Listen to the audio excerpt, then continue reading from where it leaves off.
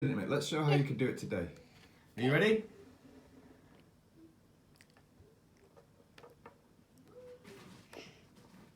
Good lad.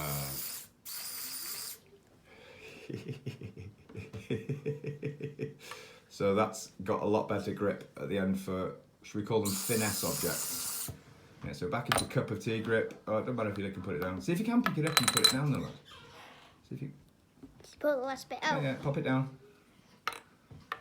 Now see if you can pick it up again with one hand.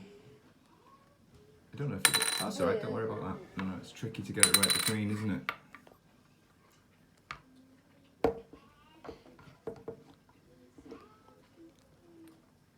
Pick it up.